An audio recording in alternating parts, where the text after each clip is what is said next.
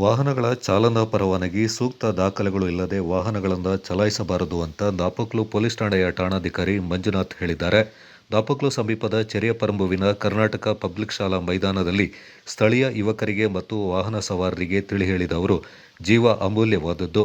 ರಸ್ತೆ ಸುರಕ್ಷತಾ ನಿಯಮಗಳನ್ನು ಎಲ್ಲರೂ ಕಡ್ಡಾಯವಾಗಿ ಪಾಲಿಸಿ ಕಾನೂನನ್ನು ಗೌರವಿಸಬೇಕೆಂದರು.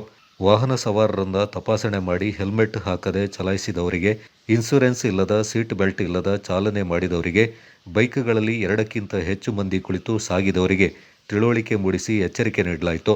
ಚಾಲನಾ ಪರವಾನಗಿ ಇಲ್ಲದೆ ವಾಹನ ಚಲಾಯಿಸುವುದು, ಪಟ್ಟಣ ವ್ಯಾಪ್ತಿಯಲ್ಲಿ ಎಲ್ಲೆಂದರಲ್ಲಿ ವಾಹನ ನಿಲುಗಡೆ ಮಾಡಿ ಸಂಚಾರಿ ವಾಹನಗಳಿಗೆ ಜನಸಾಮಾನ್ಯರಿಗೆ ಅಡ್ಡಿಪಡಿಸುವುದು, ಅಪ್ರಾಪ್ತ ಯುವಕರು ವಾಹನ ಚಾಲನೆ ಮಾಡುವುದು ಕಂಡುಬಂದಲ್ಲಿ ಸೂಕ್ತ ಕ್ರಮ ಕೈಗೊಳ್ಳಲಾಗುವುದೆಂದು ಈ ಸಂದರ್ಭ ಎಚ್ಚರಿಕೆ ನೀಡಲಾಯಿತು.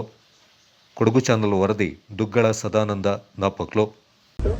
ರ್ಯಾಶ್ ಅಂಡ್ ನೆಗ್ಲಿಜೆನ್ಸಿ ಆಯ್ತಾ, ಪ್ರತಿಯೊಂದು ರ್ಯಾಶ್ ಅಂಡ್ ನೆಗ್ಲಿಜೆನ್ಸಿ ಆಗಿರ್ತಕ್ಕಂಥ ಆಕ್ಸಿಡೆಂಟ್.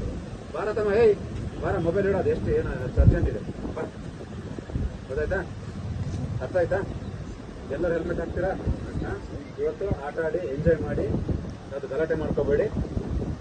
ಇನ್ನು ಮುಂದೆ ಎಲ್ಲರೂ ಹೆಲ್ಮೆಟ್ ಹಾಕ್ತೀವಿ. ನಿಮ್ಮ ಜೀವ ನಿಮ್ಮ ಫ್ಯಾಮಿಲಿಗೆ ಅಮೂಲ್ಯ. ನಾನು ಮತ್ತೆ ರಿಪೀಟ್ ಹೇಳ್ತಾ ಇದ್ದೀನಿ, ನೀವು ಪೊಲೀಸಿಗೆ ಎದುರಿ ಹೆಲ್ಮೆಟ್ ಹಾಕಬೇಡಿ.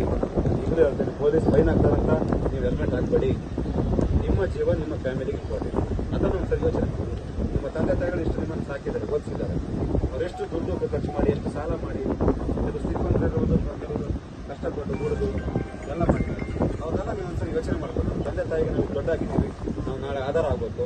ನಾವೇನಾದ್ರು ಕೈಕಾಲು ಮುಡ್ಕೊಂಡು ತಲೆ ಹೊಡ್ಕೊಂಡು ಏನೋ ಪ್ರಾಣಕ್ಕೆ ಇದಾದಾಗ ನಮ್ಮ ತಂದೆ ತಾಯಿ ನೋಡ್ಕೊಳ್ಳೋರು ಯಾರು? ಇದನ್ನು ನಿಮ್ಮ ಮನಸ್ಸಲ್ಲಿ ತಗೊಳ್ಳಿ.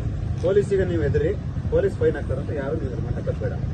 ನಿಮ್ಮ ಜೀವಕ್ಕೆ ಸಂಚಾರಿ ನಿಯಮ ಇದೆ, ಪಾಲನೆ ಮಾಡಿ. ಅದನ್ನು ನಿಮ್ಮ ಜೀವ ಎಲ್ಲ ಬಾಳಿ ಬದುಕಬೇಕಾದ, ಗೊತ್ತಾಯ್ತು? ಎಲ್ಲರೂ ಹಾಕ್ತೀರಾ ಎಲ್ಲ ಹಾಗೆ ಹಾಕ್ತೀವಿ ಸರ್ ಅಂತ ಎಲ್ಲ ಒಂದ್ಸರಿ ಕೂಗಿ. ಹೆಲ್ಮೆಟ್ ಹಾಕ್ತೀರಾ? ಯಾಕೆ ಹಾಕ್ಬೇಕು?